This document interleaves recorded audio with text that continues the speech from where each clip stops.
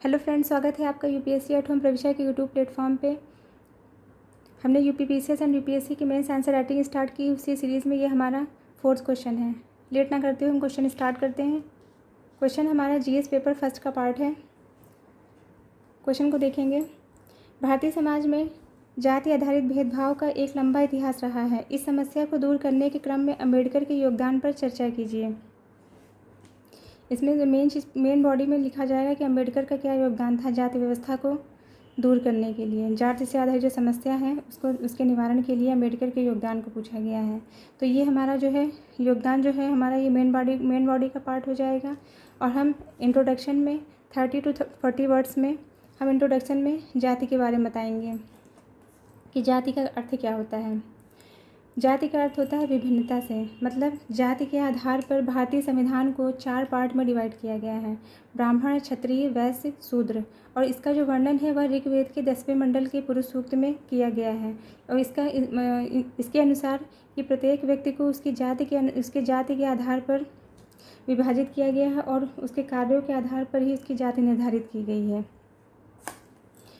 जो इन वर्णों में नहीं आते हैं वह अछूत होते हैं। जनजाति समुदाय को शिक्षा अथवा सबसे मेन बात जो इसमें है कि जनजाति जो समुदाय के जो लोग हैं उनको शिक्षा अथवा पूजा पाठ से के अवसर से जो है उनको पूरी तरीके से वंचित कर दिया है।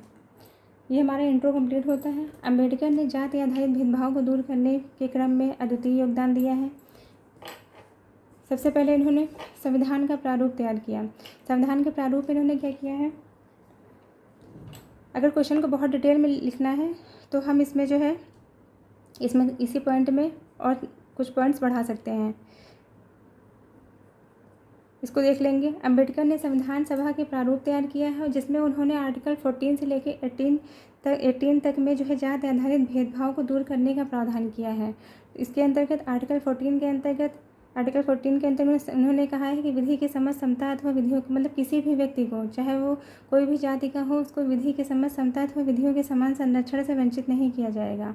और आर्टिकल 15 में बताया गया है कि किसी भी व्यक्ति को धर्म, मूल, वंश, जाति, जन्म स्थान के आधार पर विभेद नहीं किया जाएगा। आर्टिकल 16 में बताया गया है लोक नियोजन में अवसर की समता बताई गई है। और आर्टिकल जो है 17 में बताया गया है अस्पृश्यता का अंत करना, मतलब छुआछूत को ख़त्म करना।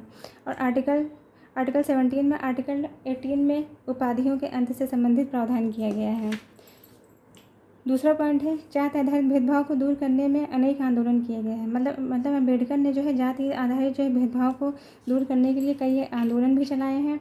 इसमें पहला है 1924 में बहिष्कृत हितकारिणी सभा। और इसकी स्थापना जो है 1924 का जो है बहिष्कृत हितकारिणी सभा था। 1927 में महान आंदोलन चलाया और इन्होंने अखिल भारतीय हरिजन सेवक संघ की भी स्थापना की।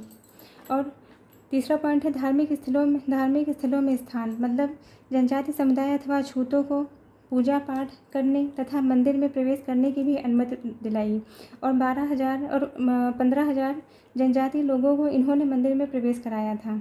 शिक्षा में भी इन्होंने योगदान दिया। अम्बेडकर ने SC ST OBC को शिक्षित करने के क्रम में बहुत सारे जो है कार्य किए हैं अम्बेडकर। इसमें आप कोटेशन का अगर आप अपने क्वेश्चन में कोटेशन का यूज़ करते हैं तो उससे हमारा